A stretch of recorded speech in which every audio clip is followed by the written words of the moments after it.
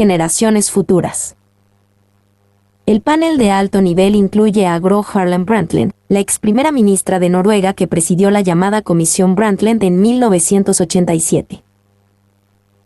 El informe divulgado en aquella época contiene una de las definiciones más conocidas de desarrollo sostenible, como desarrollo que satisface las necesidades del presente sin comprometer la capacidad de las generaciones futuras de satisfacer sus propias necesidades. 25 años después, el nuevo informe concluye que si bien ha habido progreso en varios campos, como la reducción de la pobreza, el modelo de desarrollo actual dista de ser sostenible. Este informe es divulgado en un momento de volatilidad económica global e incertidumbre, señala el documento. Las economías están frágiles, la desigualdad está creciendo y la temperatura global del planeta sigue aumentando. Estamos poniendo a prueba la capacidad del planeta. Para afrontar la crisis actual, concluye el informe, necesitamos un cambio dramático, comenzando por modificar la forma en que pensamos sobre las generaciones futuras y los ecosistemas que hacen posible nuestra vida. La riada que anegará la economía china, El Confidencial 16 de febrero de 12.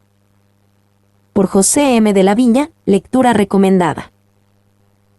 Decía un desconocido y nada afamado sabio chino que la China llamada comunista, aunque fuese más o menos mercantil, se había convertido en algo parecido a la vetusta España de ese Franco vil, donde el personal dormitaba anestesiado en el sueño de un futuro económico mejor, es decir, una tele, el 600 y un pisito hipotecado. La gente soportó aquí la dictadura porque pensaba que les proporcionaría pasta y bienestar. Hasta que murió en su cama el titular y llegó una transición ilusionada que ahora finaliza anegada de taifas, caciques, incompetencia, corrupción y deudas. Igualmente, cuando las expectativas económicas de China se desvanezcan, el mundo temblará con su despertar frustrado, como dijo una vez Napoleón de otra manera. A España le llegó la transición, junto con la primera crisis del petróleo, cuando mediaban los años 70 del siglo pasado.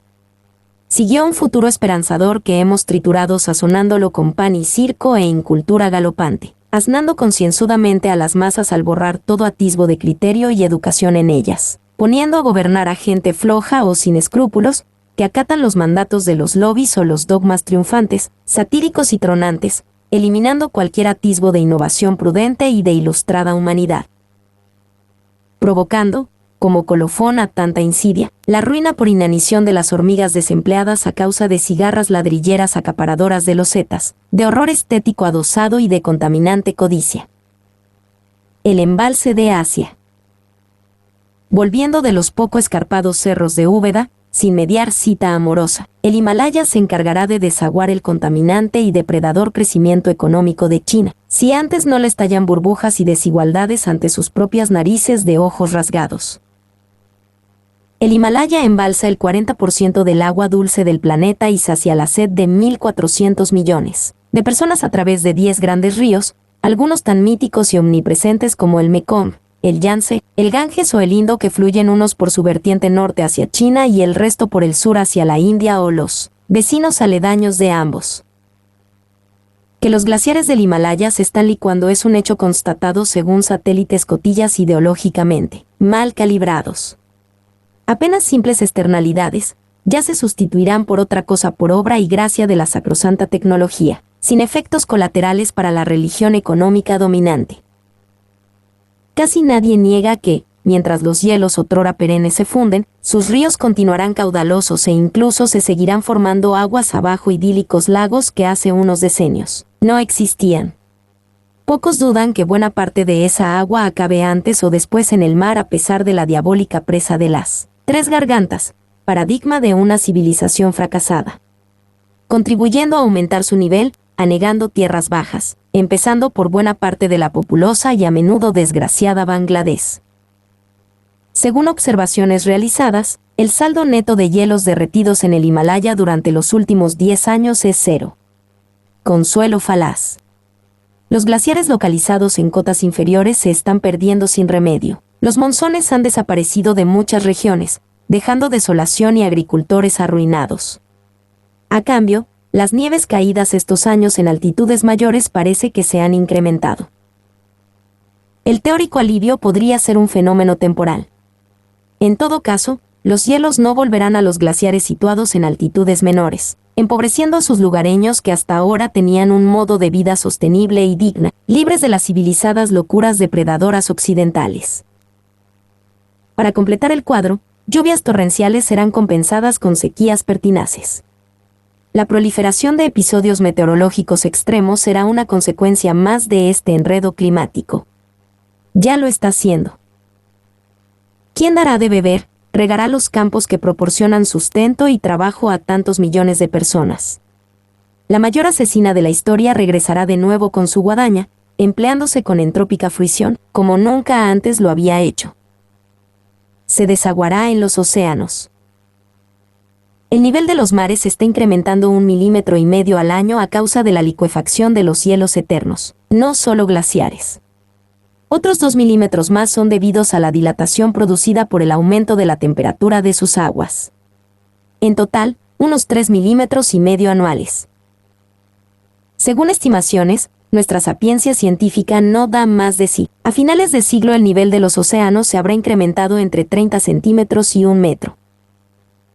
Oportunidad keynesiana para aumentar la actividad económica, riqueza temporal envenenada poniendo puertas al campo, a las aguas oceánicas mediante parapetos, diques, hormigón y más deuda. Como el fallido muro protector de Fukushima, que fue sobrepasado por un tsunamito que no podía ocurrir, con las consecuencias fatales que ya conocemos. Antes de tiempo. El calentamiento en ciernes podría venir muy bien dentro de 1500 años, dicen algunos reaccionarios. Se cree que podríamos volver a disfrutar de un nuevo periodo glacial, cubriéndose de hielos otra vez la mitad norte de Europa, de Siberia o Norteamérica. En uno de los primeros posts ya comentábamos que nos podríamos encontrar en un periodo interglacial, que el futuro a largo plazo será más bien frío. Mientras tanto nos caldearemos un buen rato. ¿Mal momento el escogido para encender la estufita atmosférica global? En fin. Seguimos siendo unos desdichados faustos, necios e ignorantes, envueltos en un manto de soberbia científica y cochambre tecnológica, sin alma alguna que vender a ningún Mefistófeles dogmático. Ya que lleva largo tiempo hipotecada a los efluvios de la bienaventurada tecnología del hoyo, una vez fuente de progreso hoy derrochado y, ciertamente, mal empleado.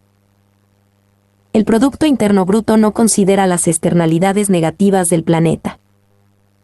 El Producto Interno Bruto, PIB, el indicador utilizado tradicionalmente para medir la riqueza de los países, no refleja la gravedad de la crisis social y ambiental en nuestro planeta y debe ser sustituido. PIB, las perversiones del principal indicador económico, bbcmundo.com 22 de febrero de 12. El cambio es una de las medidas propuestas por 20 ganadores del prestigioso galardón Blue Planet, considerado comúnmente como el Nobel de Medio Ambiente. La propuesta fue presentada esta semana al Programa de Naciones Unidas para Medio Ambiente y entre sus signatarios se encuentran James Hansen de la NASA, Paul Ehrlich de la Universidad de Stanford, Camilla Tolmin del Instituto Internacional de Medio Ambiente y Desarrollo, IED, del Reino Unido, y José Goldenberg, quien ocupó el cargo de Secretario Federal de Medio Ambiente de Brasil durante la Cumbre de la Tierra en Río en 1992. 2 décadas después, y a escasos meses de Río +20, la Cumbre sobre Desarrollo Sostenible que se celebrará en junio en la misma ciudad, es necesario introducir cambios urgentes, de acuerdo a los expertos. El sistema actual está quebrado, asegura Bob Watson, asesor científico principal del gobierno británico en temas ambientales, y otro de los galardonados que firma la propuesta. Este sistema está llevando a la humanidad a un futuro en el que la temperatura del planeta será superior en 3 a 5 grados centígrados a lo que hemos experimentado jamás como especie, eliminando a su vez la ecología de la que depende nuestra salud y nuestra riqueza. Y uno de los mayores problemas es, según la propuesta, que el impacto del actual sistema económico sobre el medio ambiente ni siquiera está siendo medido en forma adecuada porque los indicadores tradicionales no reflejan la realidad. No distingue. El problema es que lo que mide el PIB son las transacciones económicas que ocurren dentro de un país. Es la suma de todos los salarios que existen en el país, independientemente del origen de los salarios, dijo a BBC Mundo José Goldenberg, quien se desempeñó recientemente como secretario de Medio Ambiente del Estado de Sao Paulo y es actualmente profesor de Energía y Medio Ambiente de la Universidad de Sao Paulo.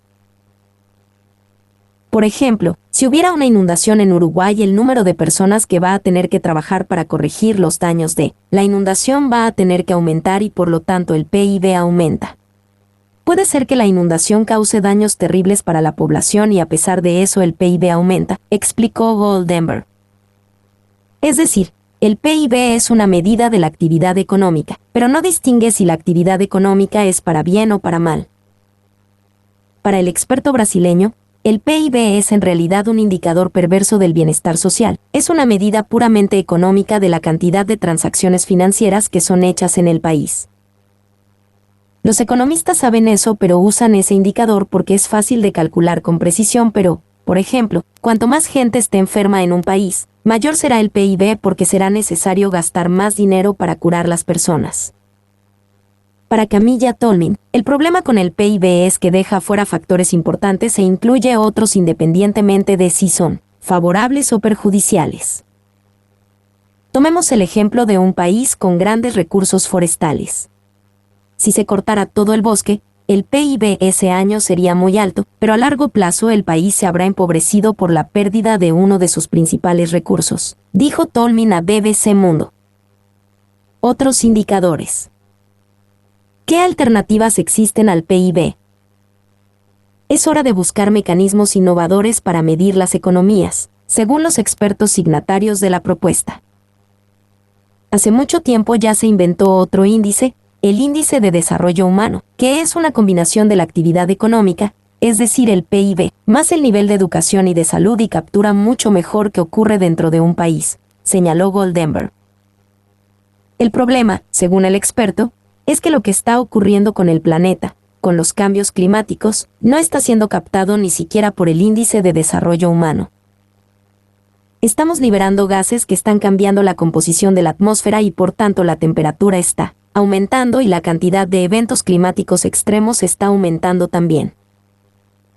Ya tuvimos inundaciones extraordinarias recientemente y las lluvias se tornaron más extremas. Las primeras señales del cambio climático ya están apareciendo y el PIB no está capturando eso.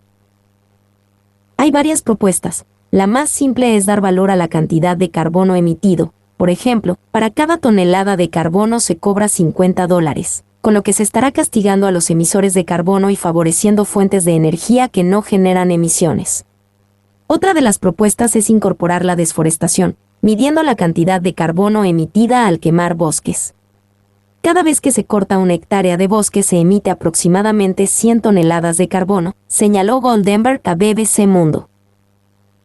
Tolmin afirma que a nivel de empresas ya se está utilizando una contabilidad triple bottom line, que incluye la medida de las ganancias financieras, el impacto ambiental y los beneficios a nivel de la sociedad.